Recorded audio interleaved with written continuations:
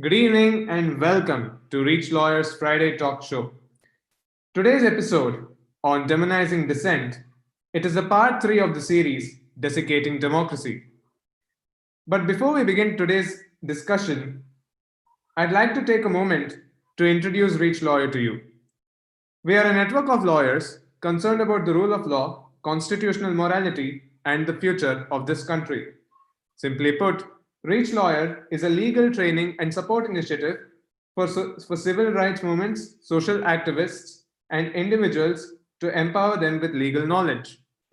While the core of our activity revolves around our work with legal fraternity, we also undertake various other initiatives to further legal awareness, social legal advocacy, and more significantly, to collaborate with various human rights groups and grassroots organizations. You can look us up at www.reachlawyer.org to know more about us. Dissent is democracy. The poem by Amir Aziz, Ye Hain Jamia Ki Ladkiyan, captures the same for all of us.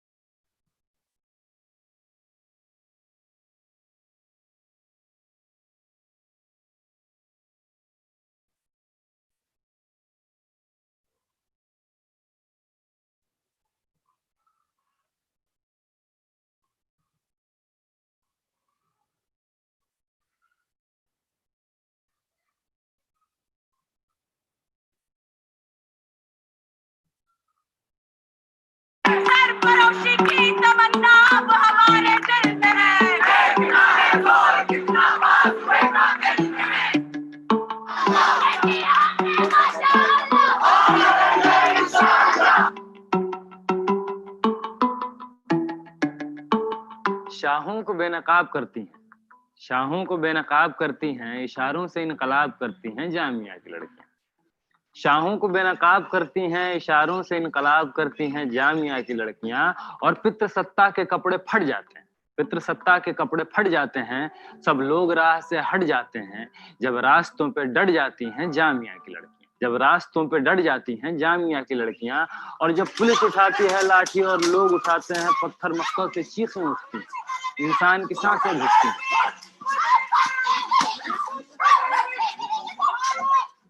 इंसान की सांसें घुटती हैं।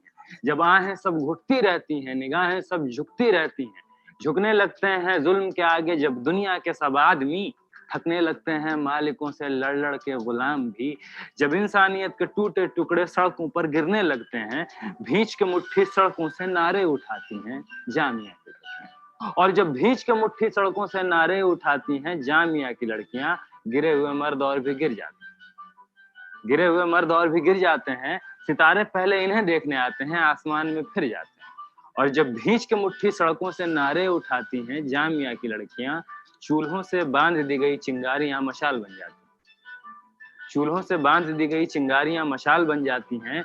गुलाम के बेड़ियों की आवाजें आजादी की झनकार बन जाती हैं, तानाशाह के जी का जंजाल बन जाते हैं। और जब भींच के मुट्ठी सड़कों से नारे उठाती हैं जामिया की लड़कियां, जालिम की जमीन हिलने लगती है, जालिम की जमीन हिलने लगती है, हकीकत ख्वाब से मिलने लगती है, जालिम की जमीन हिलने लगती है, हकीकत ख्वाब से मिलने लगती है। और किसी की माँ, किसी की बेटी, किसी की बीवी, किसी की बहन नहीं, यह जामिया की लड़कियां। फलां की माँ, फलां की बेटी, फलां की बीवी, फलां की बहन नहीं, यह जामिया की लड़कियां। किसी की इज्जत, किसी की आबरू, किसी का घर, किसी का सहन नहीं, यह जामिया की लड़कियां। किसी की इज्जत, किसी की आबरू, किसी का घर, किसी का सहन नहीं, यह जामिया की लड़कियां।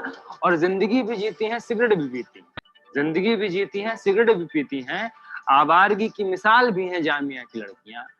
और राय अपना अपने हाथ में रखिए, राय अपना अपने हाथ में रखिए, जरूरत पड़े तो हिजाब रखिए, निकालती बालों की खाल भी हैं जामिया की लड़कियां। और इनकलाब में जितनी भी लिखी गई इतिहास के पन्नों पर, इनकलाब में जितनी भी लिखी गई इतिहास के पन्नों पर, वो सब आयतें भी हैं जामिया की लड़कियां। और मन ही मन में दुनिया की सारी औरतें भी हैं जामिया की लड़कियां।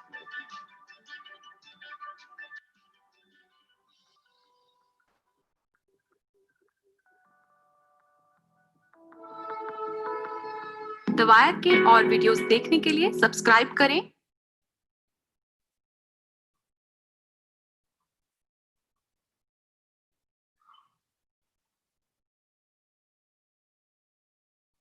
With that, I'd like to hand over the discussion to our moderator, Ms. Diksha Garg. A very good evening to one and all viewing us, and welcome to the ReachLawyer Friday Talk Show. Before we begin, I would like to reiterate the words of Martin Luther King, who said that it is not just a legal but a moral duty to follow just laws. At the same time, it is also the moral duty to disobey unjust laws. With this, I would like to again welcome everyone and remind that we have gathered here to discuss the most heinous and problematic word that has perhaps become the greatest threat to the working of the Indian government today: dissent. The discussion today marks as the part 3 of a talk series called the Desiccating of Democracy. And today we will be scrutinizing the concept of demonization of dissent in our country. Over the course of past few years, there has been a significant rise in the number of cases of sedition and arrest under the Unlawful Activities Prevention Act within our country. Surprisingly, the target of this act of the government is not just so-called terrorists, but also students, activists, and academicians. The very first line of the Indian Constitution, "We, the people of India," establishes the sovereign in the country, one who gives power to the Constitution, the government, and its institutions. Yet, when we, the people, raise questions and seek accountability, we are met with lathi charges and prison authorities. The talk today focuses on the notion that dissent is democracy. It is pertinent to note that the independent India, rule of law, and democracy is all a product of dissent. Without dissent, India would still be a slave-driven economy with subjects and not citizens. Yet today, 70 years down the line, dissent is demonized and incarcerated. The latest victim of this crime of dissent is an octogenarian priest who is today branded as perhaps one of the oldest terrorists in India, Father Stan Swami. Who is Father Stan Swami? Father Stan Swami is a human rights activist who has worked extensively for the rights of Adivasis in Jharkhand. One of the major campaigns that he was associated with was the Jharkhand Organization Against Uranium Radiation, a campaign against the uranium companies in India. In 2010, he also published a book exposing the arbitrary and unlawful arrest of tribal youths with alleged links to the Naxal movement. He highlighted that 97% of the cases were of youths whose family income was less than 5,000 and they could not even afford a lawyer to represent themselves. He questioned the arrest of more than 3,000 men and women for alleged Naxal allegations. So why then an activist campaigning for human rights and concerned with the rights of those silenced by the government is condemned to a life of prison? Simply because he raised questions which are uncomfortable for the government to answer. He questioned the non-implementation of the Schedule 5 of the Constitution of India, which is a guarding provision for the tribals in the country. It is important to note that since independence, nearly 2 million tribals have been displaced and no action being taken by the government. And Father Stan Swami simply asked the questions of why and how. In the light of the arrest of Father Stan Swami, there are multiple questions affronted with the question of dissent and the socio-legal applications of it. To discuss the same, we have with us today activist Suchitra Vijay, whose body of works needs no introduction. She is the executive director of the Police Project, a barrister at law, and an alumnus of the Yale University that promotes discussions and debates on human rights and their protection. She is also a researcher, lecturer, and an author, as well as an award-winning photographer. Joining her in this talk is Advocate B.T. Venkatesh, who is the founder of ReachLawyer and a former state public prosecutor at the High Court of Karnataka. Over to you, sir.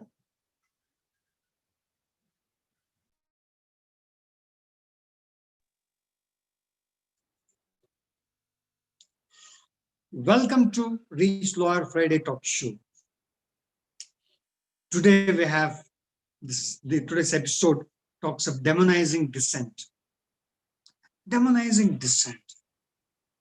We believe that dissent is democracy.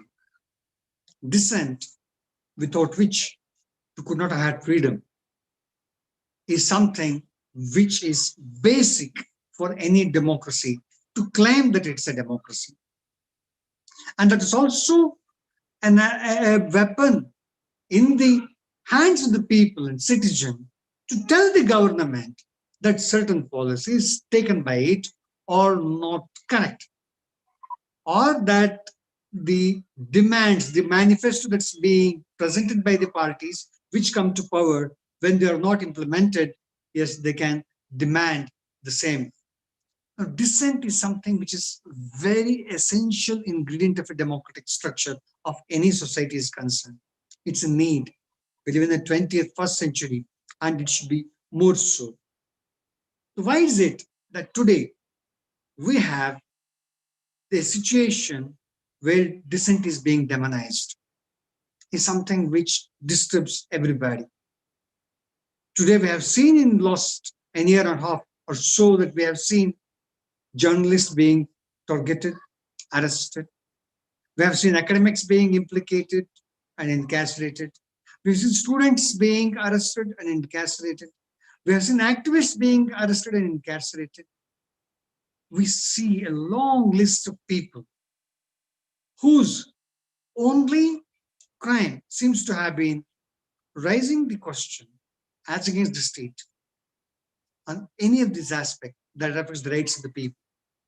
Last and the latest in the series of these arrests is octogenarian pastor priest Father Stan Swami. Father Stan Swami, as we all know, has been working on the rights of the people for decades, best part of his life. And for last 2.5 decades, he has been working in Jharkhand and in neighboring states. He has been moving the rights of the people, moving for the rights of the people, as against the uranium mining in the area, as against implication of the tribals, as against denial of rights of the tribals, as demanding the fifth schedule be implemented, the rights guaranteed, the fifth schedule be implemented and protected in respect to tribal circumstance. And his struggle has been continuous. Now, can we call this a crime? That's what everyone is asking. And today, there is a need that such discussions need to happen. In the situation that we face, where there is alternate media is the only media through which these issues can be debated and discussed, as the mainstream media has virtually silenced itself and talks on subjects which are absolutely irrelevant or unconcerned with the citizens of this country. So therefore, we are having these kind of debates, and we have one of the finest speakers coming at ReachLawyer's Friday Talk Show and discussing and sharing their views here with us. Today, we have Suchitra Vijayan. Suchitra Vijayan, her voice resonates dissent, as has been said, and her heart beats for democracy. She has been doing phenomenal amount of work as the executive director of the Police Project. A visit to the Police Project website, which is easier, would demonstrate the volume of work that's being done across the globe. I think she has been doing an excellent job, and she has a wonderful team to work with, and she has been doing it. And she's been someone whose voices are being heard and whose voice makes a difference. I think today she is with us, and she is with us, and she is going to talk to us what exactly are the issues on the subject of why this state is demonizing dissent, why the state has this need to demonize dissent. And she's going to be speaking on all these aspects, the related aspects, not only that of Father Stan Swami, and also the current issues which are related to demonizing dissent. I hereby request the moderator to invite Ms. Suchitra Vijayan.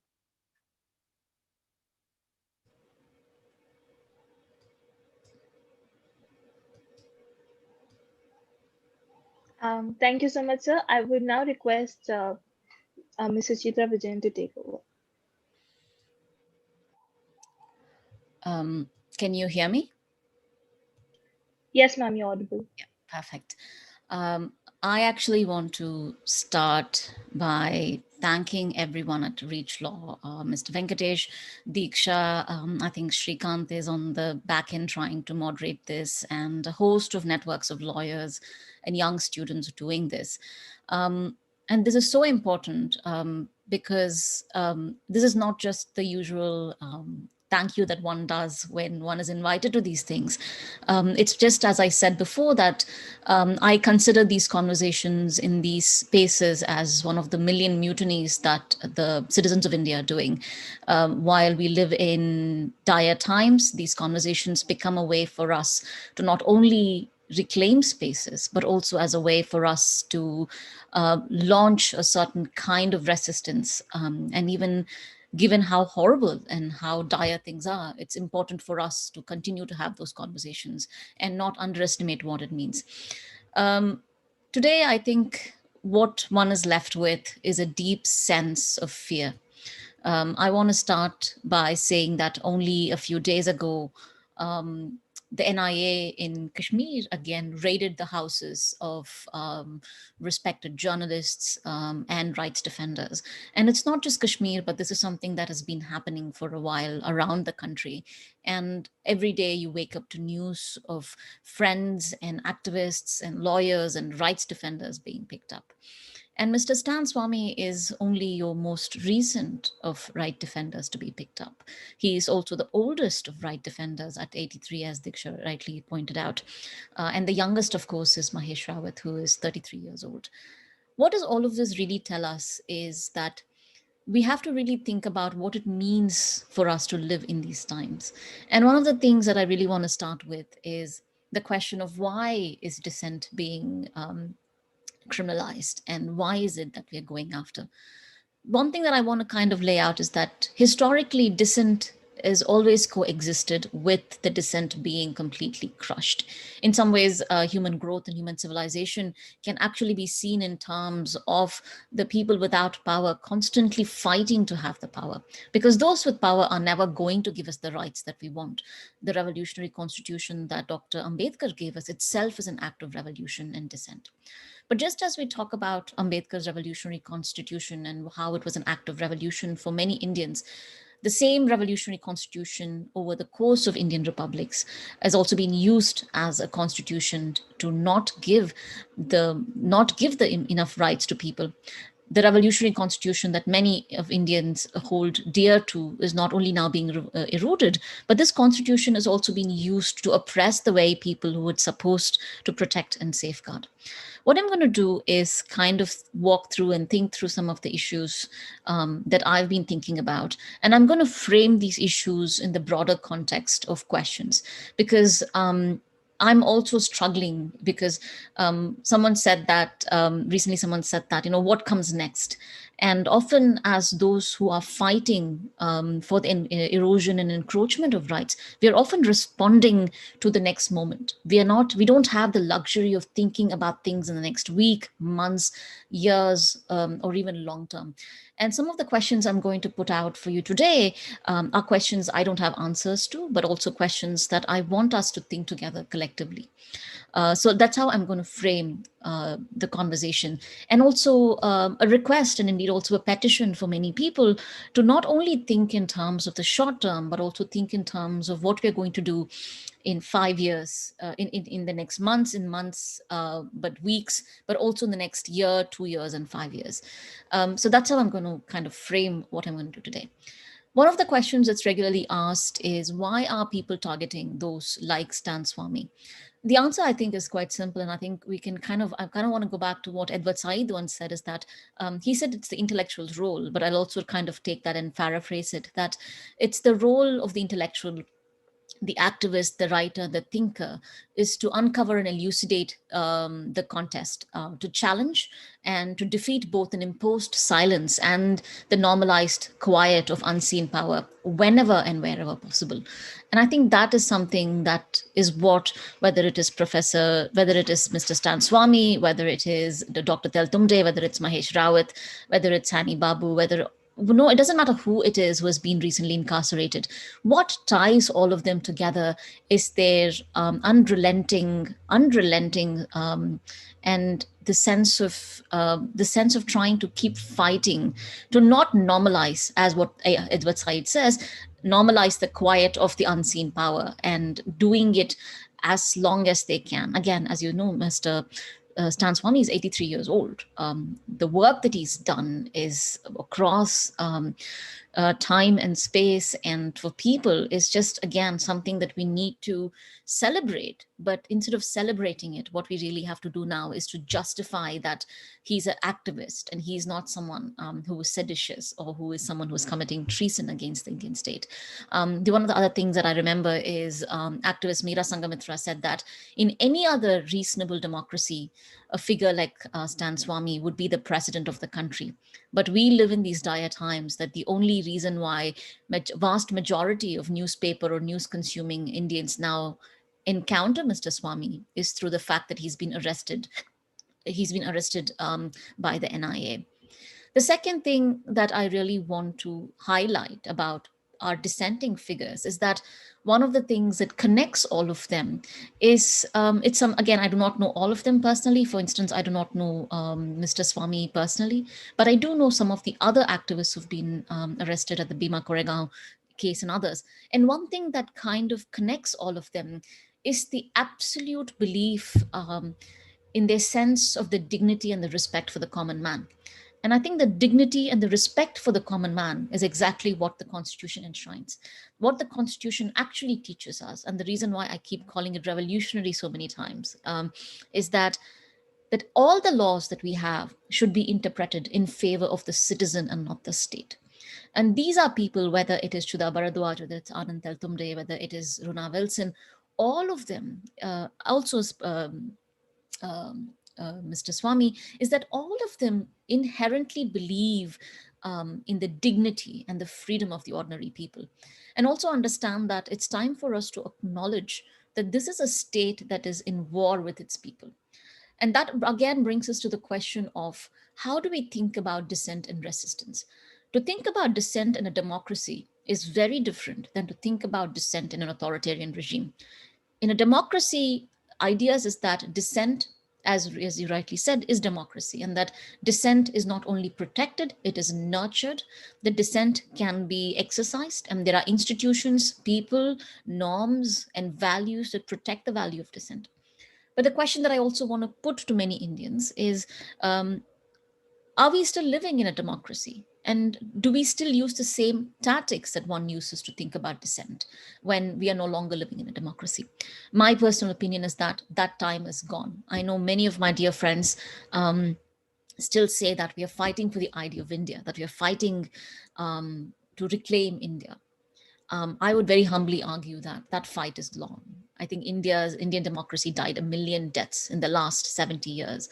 And right now, what we're really confronting is very much a deeply authoritarian Hindu Rashtra that has not only eroded institutions over the last few years, but has no respect for the Constitution and has consistently pushed laws and institutions to do their bidding for an oligarchy and not for its common people, which means that the way we think about resistance, the way we think about how to fight, how to push, and how to move forward should also evolve with it.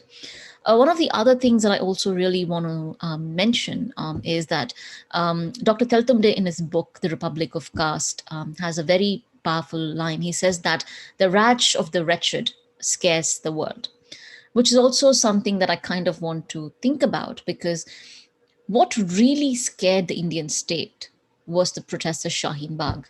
What is now scaring them again is a farmers' protest that's happening in Punjab. And I think what we forget, that even in these dire times, as people, as collective, we have a certain kind of power. And that power is always going to be the state is always going to try and water it down. They're always going to try and criminalize it. They're always going to call it seditious, and they're always going to call it treason. But the things that we have to think going forward in the next few weeks and months is to kind of figure out ways to mobilize the collective power of the people. How do you do that? And again, as I said, I have no answers, and I'm actually happy to listen to many of you in terms of what you think about mobilizing. And also, that's also why I started this conversation by saying that this very act of two or three of us just getting together and speaking is an act of resistance, given that today we are having journalistic Prashant Kanoja being picked up for simply retweeting a tweet. And that's where we are. So now, how do we mobilize the collective power of the people? We are not only dealing with state that will brutally crush the power of the people, because one of the things that we've seen seen with the anti-CAA protest is how the state used absolute ruthless violence to deal with protests. So we are dealing with violence that is actually enabled and aided and abetted by the state. On the second hand, we have on the other hand, we also have a global pandemic called COVID, which has again taken the lives of numerous Indians and globally others, which also means that we need to think about ways to protect the very people whose dignity we are fighting for without putting them in danger. And second, and finally, also figure out ways in which we want to reimagine a better future. One of the things that I constantly keep telling people is that, yes, we are fighting, but we can't fight to go back to the status quo. In some ways, we have to acknowledge that the social and the political revolution, the independence dream, did not completely come through. What we had was an incomplete political revolution that never was followed by a complete social revolution. What we've since then seen is people across, whether it is the Adivasis, Dalit activists, women, the LGBTQ communities, the most marginalized in the country, have been constantly fighting and negotiating and demanding that the constitution that has given them these rights actually acknowledge the rights already granted to them. So in those circumstances, we also have to understand that how can we radically reimagine our existing constitution in some ways which has also failed us.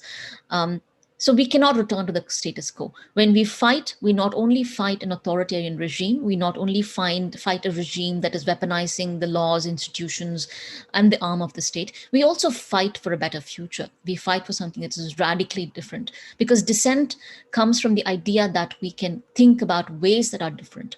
How do we think about ruling ourselves? How do we think about governing ourselves? But more importantly, how do we move forward in a way that guarantees respect and dignity, and most importantly, freedom to the vast number of India's people who have never actually received it, even post 1947. Again, as I come to the end of this, and I don't want to keep talking too much because I know that there are a lot of questions, and conversations are a far better way of decoding and deconstructing many of these ideas, is that we have to understand that laws like the UAPA are not creations of the BJP. Laws like the UAPA have a long history. One of the things I would actually urge people to do is go back and read Professor Gyan Prakash's book on emergency, where he makes a very interesting argument that India's emergency, or the current moment that we are facing, are not exceptions. But indeed, many of the authoritarian tendencies were actually ingrained within the initial original sin of creating the constitution. And one of the things he urges us to do is to kind of go back and question that and rethink that. So that is another thing that I would really urge, especially given that a lot of you are lawyers and young law students, is also to go back and understand. And also when this talk was introduced, one of the things that you spoke about was constitutional morality. How do we also weigh in the current constitutional morality of the present with the constitutional morality of what can be and what was? I think those are all things that for us to think about. And finally, for us to also acknowledge that despite all of this, you have people like Zafura Zargar, we have people like Omar Khalid, we have people like Stan Swami. No country, this is something that a Pakistani friend of mine said, is that, I'm kind of paraphrasing, she spoke about this in terms of Pakistani. She said that, Suchitra, Pakistanis are some of the most brave people in the world, but no country should demand such bravery of its people. And I think that's true of India as well. While we live in dire times, our country also has produced people who are incredibly brave. No country, again, should demand such bravery out of his people. And I cannot but thank everybody in India. Also, another thing that I wanted to correct is that I know that I was introduced as an activist. I'm not an activist. At best, I'm a lawyer, and I'm a writer, and I'm a researcher, and I teach. Real activists are those on the ground. I still have the privilege of distance. I still live in New York, but there are people in the country who get up every day, who fight, who do the smallest things of making sure that the person next to them is okay. I think those are the ones that we should always make sure that we remember, we help, and then we hold each other up. With that, I will kind of bring my conversation to an end, and I'm happy to answer more questions. Thank you so much, ma'am, for that talk. I think that has sort of also given us hope in the power of the collective, and how that poses a threat to the to regimes that commit constitutional transgressions. Of course, your talk also raises a lot more questions than it answers. And before we delve into all of that, I would first like for you to give us a little insight into the Polis Project's new series, Profiles of Dissent. As we understand, we have a brief introduction that the aim of the series is to ground contemporary social movements against authoritarian forces in the personal and political histories of these voices that have been stifled. However, if you could give us a deeper understanding and insights into it, it would be really helpful. I think what really happened was that I think it goes back to what Polis Project is. Polis Project was founded as we are founded to bridge research and reportage, to speak, amplify, and produce knowledge about communities and resistance. So resistance is key to us. So at Polis, what we do is research, reportage, and resistance. And as the UAPA arrests were happening, as the Bhima Koregaon arrests became more and more real, one of the things that we realized was that to think about the political prisoner as a figure within a liberal democracy. Because when we think about political prisoners, you think about the gulags, and you think about, you think about East Germany. Surprisingly, democracies, whether it's the United States, whether it's India, whether it's Israel, it's the so-called democracies that actually have some of the largest number of political prisoners. So we started thinking about the figure of the political prisoner and the larger construct of democratic norms and what it means. And what we really wanted to do was to make sure that we don't respond to the 24-hour news cycle. For example, Sudha Bharadwaj was arrested, Shoma Sen, Dr. Anand Teltumde, and there is this huge news cycle. And then we forget them. We forget them in a way that, not that I'm not blaming anyone, but that is, when there's so much happening. So we kind of wanted to make sure that this is not going to be something, we don't follow the news cycle. What we really wanted to do as a collective was keep putting out voices about them. Who are they? Another thing was also kind of creating the counter resistance, is that when people create words like urban Naxals and Maoists, recently I was called a communist, and they said apparently communist is now a slur, and I was accused of being a communist, and I kept wondering what was wrong about. I'm not a communist. If anything, I'm more of a radical anarchist. But anyways, the point is the distinction was lost on them. But the idea is that when did believing in an idea become so seditious?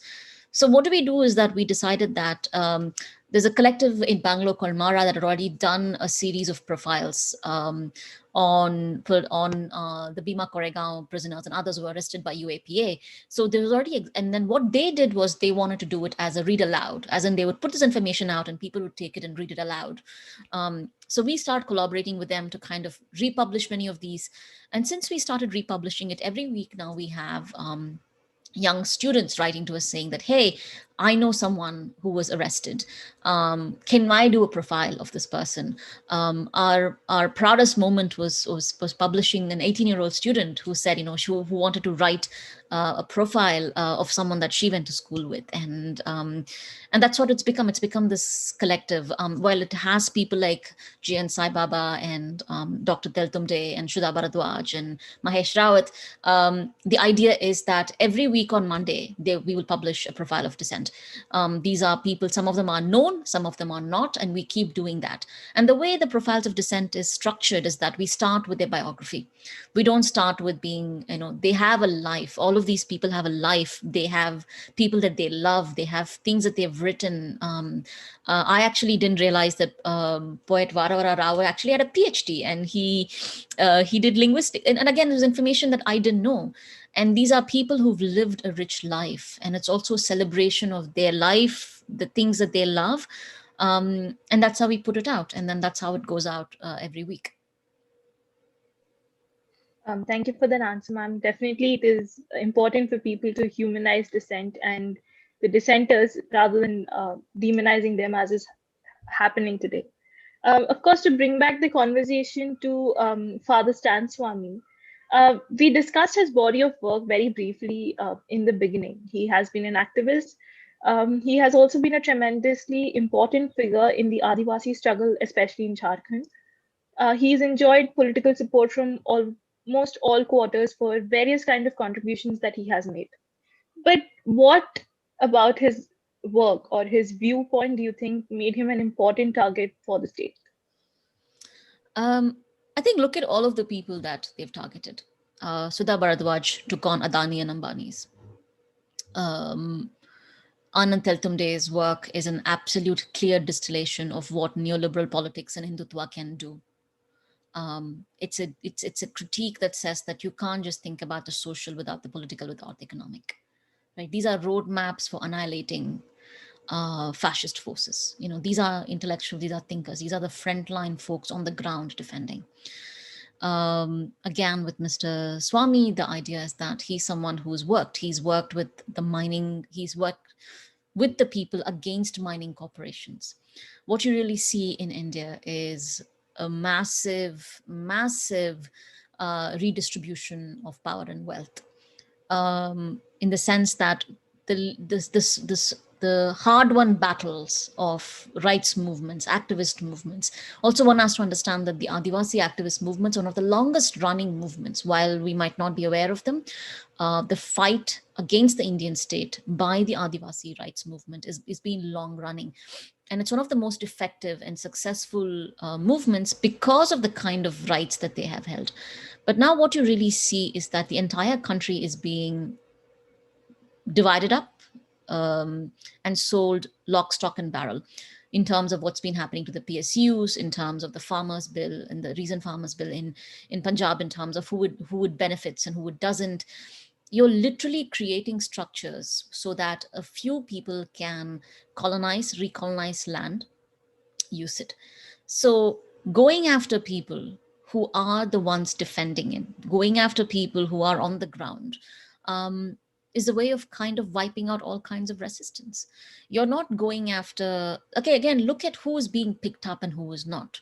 One of the political lessons one will learn is see who's inside the prison and who's outside. And that will give you a very good sense of who the state is most afraid of. And I think that is one of the reasons why. But also, again, as I said at the beginning, these are people who genuinely believe in the decency and the dignity of the common man. We forget that the fact that the people in this country are decent and good and deserve dignity and respect is something we've all forgotten. We don't think that's important anymore. We think it's okay to treat people however we want. And that is, of course, implicated in the caste and the class politics of the country. But look what we did with the immigrant crisis. We turned it into a humanitarian crisis for upper caste journalists to go put mics in fronts of poor people. And then what happened to those people? Why is it okay for us? Would you like to be photographed or videographed when you're going through the most lowest of low in your life? And yet we do all of this. And all of these people actually believe in the goodness and the common decency and dignity that every citizen of this country should have. And that makes them very, very dangerous, because an authoritarian state only can survive if it can demonize and dehumanize vast majority of its people. And I think that's why. Ma'am, in your answer, you very briefly stated about the Adivasi movement that despite being mostly, or I would say willfully ignored, it has been one of the most important movements for our country. Um, with the rest of a very prominent figure of the struggle, what impact do you think it might have on the movement, as in terms of the setback that it might face? I'm not an expert on Adivasi rights movements. I'm not an expert on social movements. So I think a big thing that a lot of us should do also is not talk about things that we do not know. So what I would say is I would actually refer back to those who do know. I would definitely look at works that the late Darpan Chauhan Singh did, Shankar Gopalakrishnan has written, Bella Bhatia. There's an entire, of course, the work of Abai Zaza. All of them, I think I would actually urge people to go read them, because I'm not a expert on. I don't know. I have not studied Adivasi rights movements. I'm not someone who knows that. But I think for the larger thing, I think what we're really sending a message is that these movements don't matter, that we can crush you. We can do whatever we want and it doesn't matter. And that's, I think, has happened. And I think we can see this with other movements that have happened as well. The most easiest way to crush a movement is to deprive it of its historicity. You deprive it of its historicity, you deny people of its dignity, you dehumanize them, and then it's very quickly you make them into Maoists, Naxals, urban Naxals, communists. And then very quickly, all you have to say is that they want to kill the prime minister. And then you have the NIA raiding the house of 83-year-old Mr. Swamy and 33-year-old Mahesh Rawat, who was actually a prime minister's development fellow, and Sudha Bharadwaj and Anand Teltumde and Rona Wilson and everybody else. And then here we are. And now you use counterinsurgency practices to raid houses of Pravina Hangar, who was nominee for the Nobel Peace Prize, the work of Parvez Imroz Saab and Kuram Parvez, who run JKCCS, who have done documentation on human rights, and a very well respected, internationally renowned senior journalist, Parvez Bukhari, who works for Agence France in Kashmir. So this is all part of a larger, we've seen this over and over again. It's the playbook that's been used and used very successfully. Yes, ma'am. Definitely the question of deprivation of humanity, especially in times of COVID pandemic, which has really increased the socio-political divide of the country. How important do you think is to tell the stories of the personal and political histories of these movements? Is this maybe a way of reaching across the aisle and humanizing conversations again? I want to say yes and no. I think inherently humans have a ear for great stories. The best lawyers I know are not lawyers who know the Constitution. I mean, the best litigating lawyers I know are not the lawyers who know the law, are the lawyers who can tell you a story. That's true of almost all great constitutional victories. All constitutional victories have come to us because of a story. Because there's a very interesting interview where Menaka Guruswamy talks about how she started creating the arguments. And eventually, it's not the legal arguments. What Menaka Guruswamy is doing is she's telling a story of why to love someone should not be criminal, right? It's a very political story. And that is true of movements, that is true of leaders, that is true of the most powerful people who are heard in this country today, all told you a story and told that story to you. So in that say, yes, I think stories are very powerful. The no comes into a point because I do not know if people are willing to listen to stories anymore. I'll explain this to you with an example. This happened in Princeton early this year. We were on a panel on the CAA law. It had Sahana Ghosh, Rohit Dey, me, and others, and it was Professor Gyan Prakash was there in the audience. And all of a sudden, the conversation was bombed. A bunch of these people on the audience started asking questions about how we are anti-national, and they started abusing the students in the crowd. They started filming us. And at one point in time, I said, look, the point is that we really have to humanize the people. There are people who are actually worried that they might be completely annihilated. And I was telling this person the story of someone that I encountered It's a heartbreaking story. When I finished that story, the person simply said, yeah, so what? Right?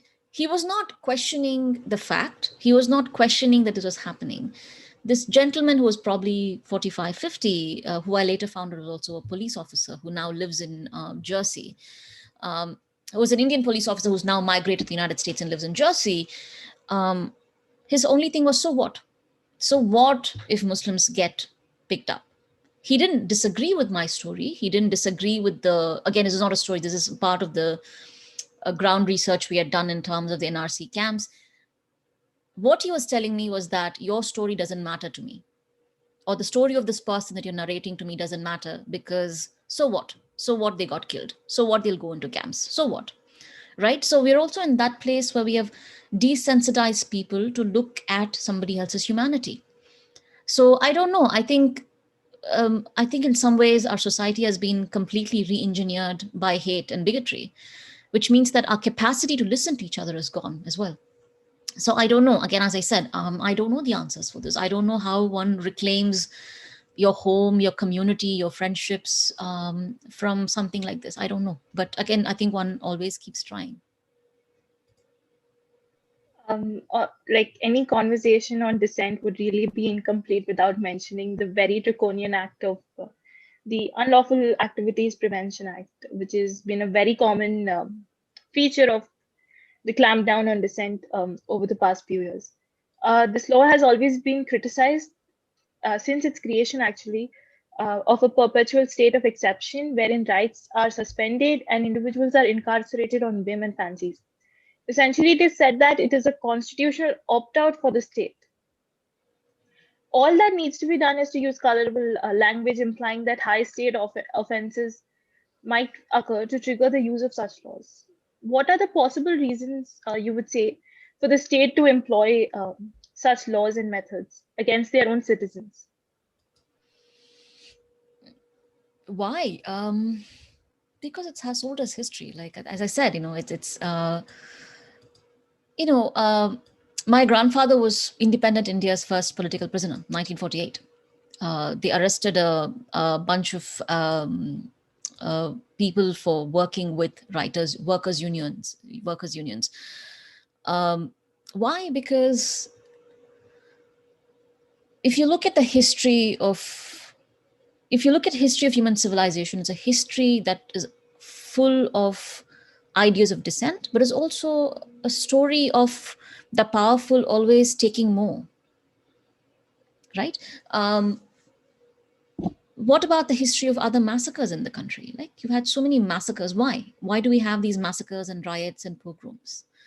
Another thing that one also talks about is how a lot of our laws is also deeply colonial. The laws, which goes back to the point about the political revolution that never had a social revolution, that we had a political revolution, freedom that was butchered halfway to independence, in which we didn't have true freedom, we had a transfer of power, right? So what does it mean for transfer of power? Did we just literally replace white mem sabs for and sahibs and feudal landlords for brown ones who speak with British clipped accent? I mean, even today, look at our system. Who rules us? Who governs us? Right? Again, going back to what Meera Sanghamitra said, in any other place, any other decent society, someone like Mr. Swami would have been the president of the country. But how do we encounter him? We don't encounter him in those ways. So I think that is also the point about rethinking our constitution as it stands, right? Dissent is going to be always crushed, and people fighting for it will always fight it. Power is never going to, executive power, the nature of executive power is expansive. Executive power will try to expand. That's what power, that's the nature of power. And people fighting for it will. If you look at the constitutional history of Roe versus Wade, civil rights movement in the United States, the Black people of the United States did not have all their rights after civil rights or after emancipation. All these years later, we are still fighting. There are BLM protests on the ground. I think similarly in India, we were ambushed halfway from a political and a social revolution. I think a social and political revolution has to happen again, where again we ground our laws in the value of the common man and dignity, which is not there. And again, going back to an earlier thread, that's exactly why someone like Mr. Anand Teltumde is very, very dangerous, because he lays out how a political, social revolution and an economic revolution has to take place and how that works. So I think those are all the reasons why. Thank you, ma'am. Actually, that also reminds me of Karl Marx, who said the same thing, that there's a dialectical nature of the Constitution, wherein you have liberty in the actual sense, but absence of liberty in the marginal note. Also, moving He on, also ma'am. said whoever owns the means of production owns everything, you know. So Yeah, you yeah. also have to ask who owns the means of production in India, and the person who owns the means of production owns everything else, including political power. So maybe it's time not to make a list of urban Naxals. Maybe we should make a list of who owns the means of production in India, and that'll give you a different seditious list. Maybe not one that might be really seditious, but again, I'm saying that it's always good to go back. Also, it's really bad that today, if you openly say you read Marx, somebody might actually come get you, Diksha. You know, that's it's as Oh yeah, as I still have to one of the exercise a things little that they caution. asked Varavara Rav's daughter is, why is this man reading Marx? They asked him, why are you reading Marx and Ambedkar? So perhaps, yeah, we could all become seditious for reading Marx as well. So Yeah, it's interesting. We've reached a time where books are counted as sedition. Uh, but moving on, ma'am, we also witnessed the Chief Minister of a state issue a press statement that the arrest of Father Stan Swami was politically motivated. Many right groups have also actually opined in the same way. There are people who are also demanding the immediate release of Father Stan Swami. As the case always is, it's a human cry for justice. What is the impact of these protests and demands in a state as we live in, where the governments willfully ignore the citizens? sorry, can you? So what is the question? I'm trying to figure out what Uh, I'm trying to tease out what aspect of the question. Ma'am, in the sense of what is the impact of the, because you spoke of collective power as well, what is the impact of the demands for justice in the release of Father Stan Swami and all those arrested for similar reasons? Is there actually an impact, or is it just a nominal request for the government? I mean, I cannot speak for the intentions of the chief minister. I really don't know. But the question is always that you speak up and you ask, you push for it. That is something that you should keep doing. Can politicians do more? Of course they can. But the problem again is that you have politicians today across the board. I'm not just saying even your most radical of so-called politicians in India today are all balcony politicians who will either speak on Twitter, who will give a real politics happens on the street, right? If you truly believe, and again, as I said, I do not know the intentions of the chief minister or what he believes, but if you really want to make a change, take to the street. Take to the street, because the street is where politics happens. Any politician, any activist, any writer who only tweets, it's not enough. It's great to mobilize, but for example, it's incredibly hard for, say, a young student to get on the street. Chances are the state will arrest you. But if you're the chief minister or a leader of a very powerful party in the country, and you believe that rights are being taken away, you actually have the capacity and the power to mobilize people. You have the capacity to mobilize your party cadre. So why aren't you on the street fighting the street on the battle? So in that sense, for me, I feel that all of Indian politics now has also become performative, in the sense that everybody is performing, everybody is listening to the next one. What was the most powerful image to come out? What really riled up people was seeing Priyanka Gandhi's kurta top being pulled. Why does this rile up the average middle class Indian? Because despite what the Gandhi family might be derided for, Priyanka Gandhi is still a powerful figure. If a police officer can put hands on the kurta top of sister of because Priyanka Gandhi doesn't hold any official political position, means that this could happen to your daughter, and you're not as powerful as the Gandhi family, right? So I think, and why was it more powerful? Because they were on the street. She was literally holding she was holding and she was trying to push and protect somebody on her back. People can call it a visual rhetoric. It doesn't matter, because visual rhetorics are very powerful. So you need to get on the street and you need to fight the battle on the street. And if you don't, then fine, great. Of course, we all know that it's horrible, but then what? I think that's another thing in terms of strategy and thinking. I feel is a failure of those, especially those in power. I'm not talking about 18-year-old students putting their bodies in line. I'm talking about powerful figures who have the means to protest. Definitely, ma'am. Ma'am, we were like you briefly touched upon this notion about the storytelling aspect as well. And one of the greatest stories, which is like the authors who's becoming increasingly relatable, is Orwell today. And people do say that treatment of the Bhima Koregaon violence is also very Orwellian in nature, that some are more equal than others. What do you think that the what do you think for the arrest of the well-known activists, writers, students, journalists, academics, poets, and lawyers in the connection with the Bhima Koregaon violence? Like, what do you think is the particular reasons that has rattled the state, where it has become sort of a priority to incarcerate students, academicians, etc., over actually focusing on matters of concern? Right. I'm going to kind of go on a tangent and say, as a word of note, please don't use Orwell, simply because Orwell also made a list of his own comrades and gave it off to the IRD. So, he made a list in which he included people like his good friends. He included people like Charlie Chaplin and his own friend to the IRD, which was the intelligence wing. And so I think most people, we should stop. If anything, Orwell was not the great, for someone who wrote what he wrote. Orwell also betrayed his own comrades, or forget comrades. I think he betrayed people. He literally makes a list of people and says, oh, this man is gay, this man is, whatever, he gives it to Arthur Koestler's niece, who then goes on to pass it on.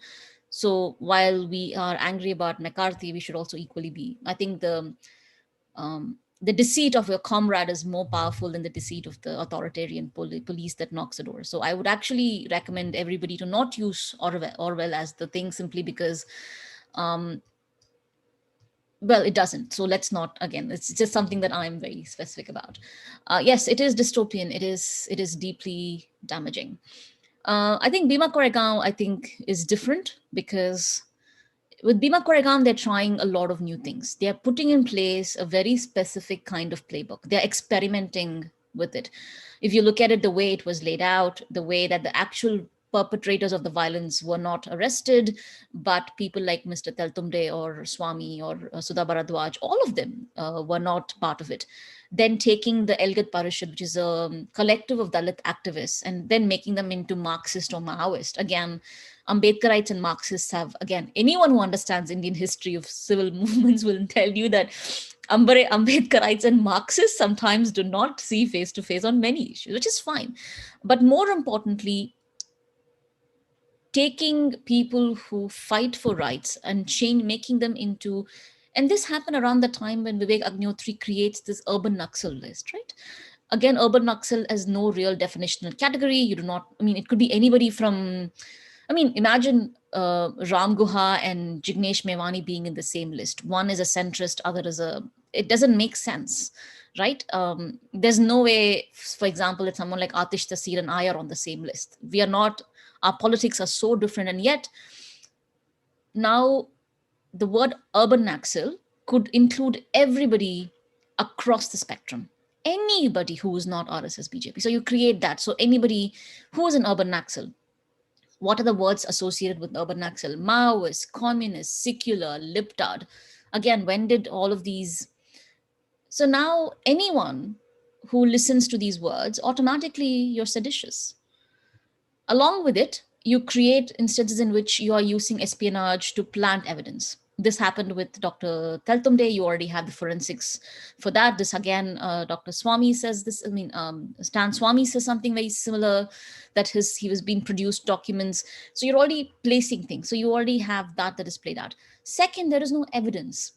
And yet the courts have not really questioned that. Second, it's the bail, how the procedure of bail is being misused, even despite COVID, even with Vara Rao. I think day before yesterday, Vara Rao's bail was again denied. When Mahesh Raut has a severe ulcer, and when he asked to be tested for COVID, that was denied. And then both he and Anand Tumde's medical checkup came with the same height and weight. It's impossible that a 60-year-old man and a 33-year-old man have the same body weight, height, and it's impossible. Yet they're making all of this normal. And finally, what is very interesting for me was that the NIA actually never requested judicial custody of Mr. Swamy. It was just given. It was just given. How is it that when NIA does not request judicial custody of an 83-year-old man in the middle of a pandemic, again, for whom you haven't produced any evidence, that he can now be incarcerated? So what they're really trying to do is put in a playbook, and it's working because they are getting away with all of it. It doesn't matter how you think about it, and also how the complicity of the lower courts, right? The complicity of the other courts, how everybody is now being silenced, or everybody is now being bought in to willfully disrespect procedural codes, criminal codes, the bail procedures, the constitution. I think that's what's happening with Bima Koregaon. And once this becomes successful, there's nothing that stops them from what used to be Bima Koregaon 11 is now what Bima Koregaon 16 now. Is it 16 or 15?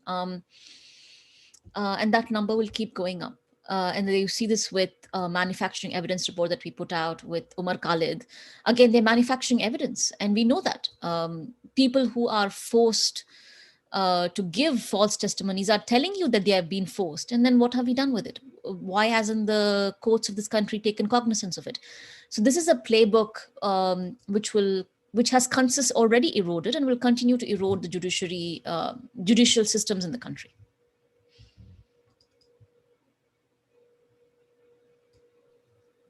Thank you for that answer, ma'am. Now I would like to request Saurabh, who is one of our team members, to proceed with his question.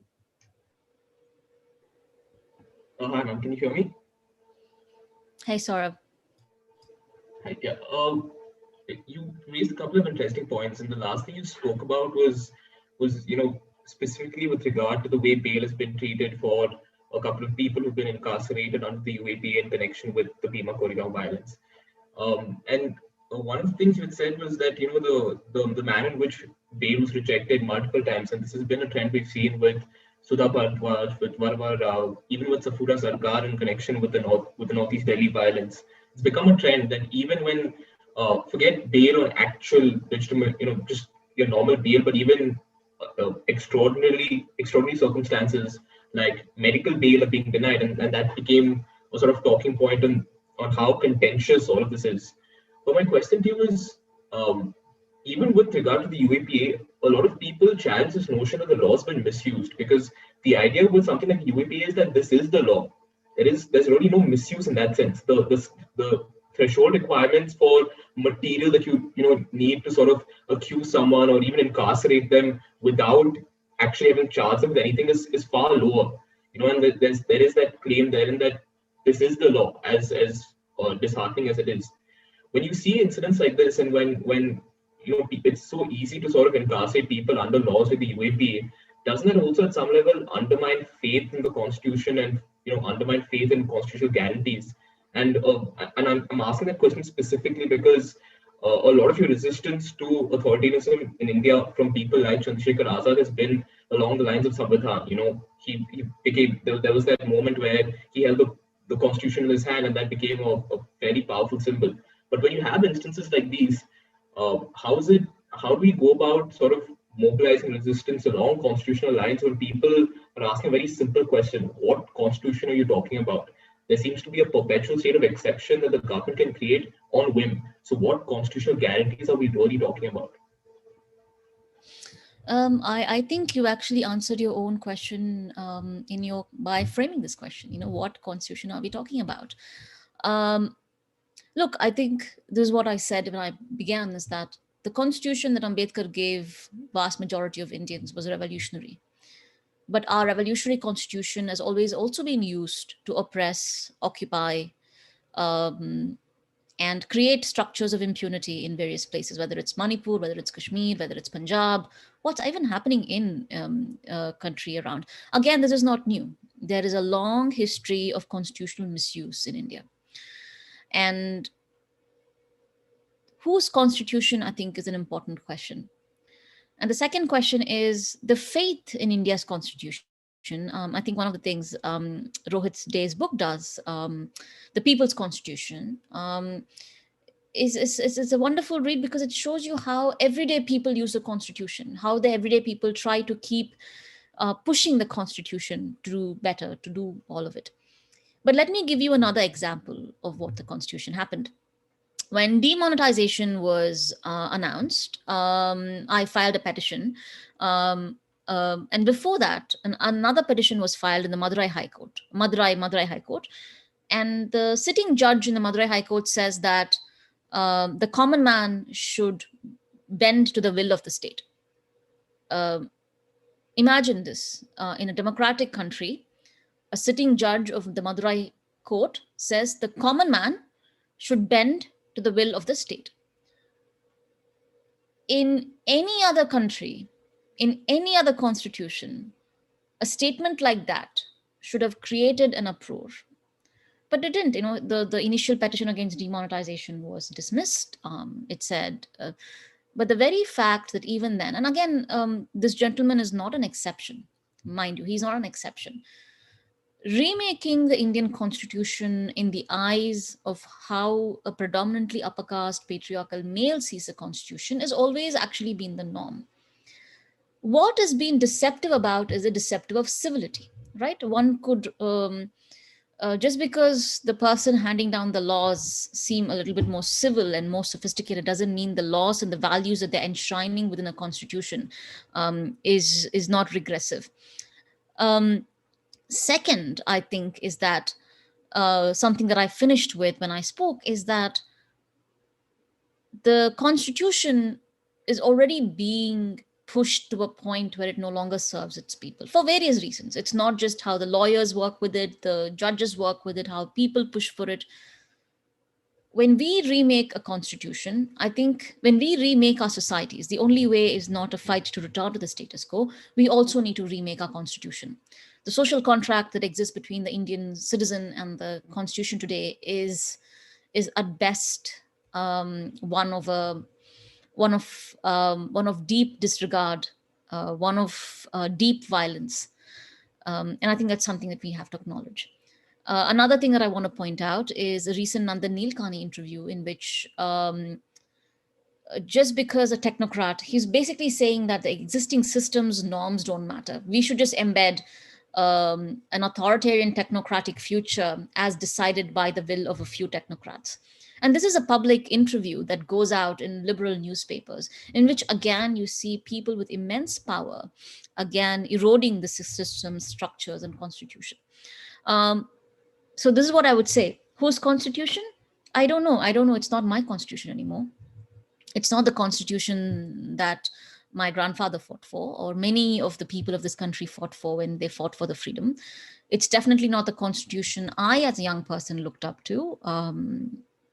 It's definitely not the secular constitution that it once was, at least in name. So whose constitution? I don't know. And I think that's very important for us to think about the constitution as a living, breathing document. Any fight that we do cannot be a fight to return to the status quo. We have to take the constitution that Ambedkar gave us, not only fix it, but also radically reimagine it. And I think those are the functions that many of you hopefully will be part of and will push for. But I think that social contract has to be redone. I think any future that is future with freedom, dignity for all of its people will be a constitution that is radically different than the one that we have right now.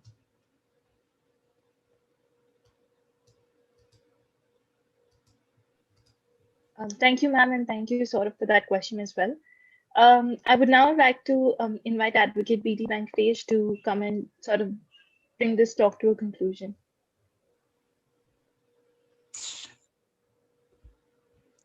I'm immensely thankful to Suchitra for explaining in such detail and such simple words that communicates what exactly is the need and the way the state is demonizing dissent. It also raises huge number of questions, as she has been stated.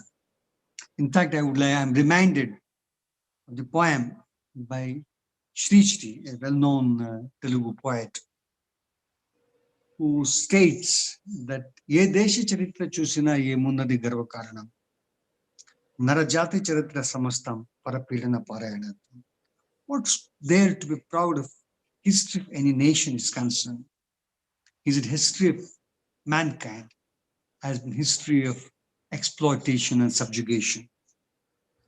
And that few lines speaks volumes about the kind of state that we are in. And it's necessary that we have these kind of discussions. It's necessary that this kind of discourse need to be there at every level. And I'm extremely thankful to Suchitra for taking off her time and joining us to share with us. We request her to join us in future endeavors also on these related subjects are concerned. I request Diksha to make her concluding remarks and close the program. Thank you. Thank you so much, sir. And before I start off with my conclusion, I would like to really thank Suchitra ma'am, because this has been a really, really eye-opening session for all of us, and I'm sure the viewers watching us would agree as well. Um, to all the viewers watching us, the purpose of the talk today is not really to give answers, but to raise questions in minds of those Indians and people who become complacent with the transgressions of the government. As Henry David Thoreau also said, dissent without action is complacency. And we need to move above and beyond this complacency to actually achieve the goals as established within our constitution. Usually, when a constitution is adopted and enacted, it is a joyous occasion for all involved in the making of it. But the father of our constitution, Dr. B.R. Ambedkar Rao, gave us a warning that on the 26th of January 1950, India is going to be entering into a life of contradiction, where though we'll have a sense of political equality, we'll never be able to achieve a sense of socio-economic equality. Simply because though we'll have the notion of one man, one vote, it is simply inconceivable for Indians to achieve the notions of one man, one value, unless we implement the values of the Constitution. With this, I would like to bring the talk to a conclusion, and thank you all for watching us. Thank you for having me.